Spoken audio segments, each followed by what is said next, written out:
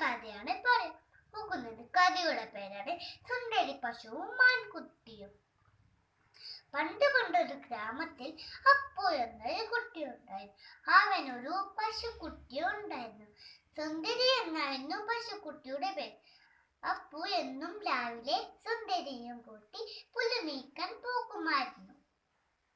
ഒരു ദിവസം പുല്ല് നീക്കാൻ പോകുമ്പോൾ സുന്ദരി ഒരു മാൻകുട്ടിയെ കണ്ടു. പല പ്രാവശ്യം കണ്ടപ്പോൾ അവൾ ചങ്ങാതിമാരായി. ഒരു ദിവസം കണ്ടപ്പോൾ മാൻകുട്ടി ചോദിച്ചു, സുന്ദരി സുന്ദരി, നിന്റെ കൂടെ കാട്ടിലേക്ക് വരുന്നു. അവിടെ എത്ര പൂക്കളാ, എത്ര മരങ്ങളാ, ഭംഗിയുള്ള പുല്ലുകളും. നിനക്ക് വേണ്ടതൊക്കെ തരാം.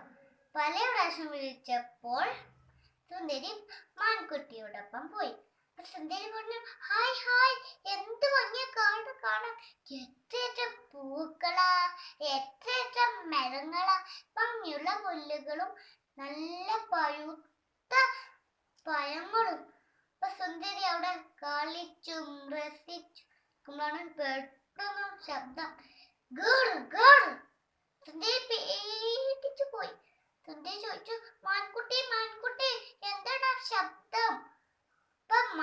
നിങ്ങളെല്ലാം ഓടുന്നുണ്ടല്ലോ. അപ്പൊ കൂട്ടത്തിൽ മാൻകുട്ടിയും ഓടാൻ തുടങ്ങി. അപ്പൊ ഓട്ടത്തിന്റെ ഇടയിൽ മാൻകുട്ടി പറഞ്ഞു, സുന്ദരി സുന്ദരി, നീയും ഓടിക്കോ, കാട്ടത്തെ രാജാവ് സിംഹം വരുന്നുണ്ട്. സുന്ദരിയും പേടിച്ച് ഓടാൻ തുടങ്ങി.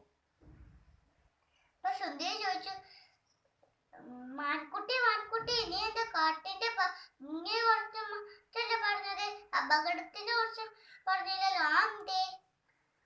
എനിക്കിപ്പോ മനസ്സിലായി. വർജ്യമില്ലാത്ത കൂട്ടുകാരെ പെട്ടെന്ന് വിശ്വസിക്കരുത്. അത് പറഞ്ഞ് സുന്ദരി വീട്ടിലേക്ക് ഓടി. പാവം അപ്പു സുന്ദരിയും കാത്തുന്ന വീട്ടുപടിക്കൽ ഇങ്ങനെ നിൽക്കുന്നുണ്ടായിരുന്നു. സുന്ദരി വന്നപ്പോ അപ്പുവിന് സന്തോഷമായി. ഈ കഥയിൽ എന്താണ് മനസ്സിലായത്?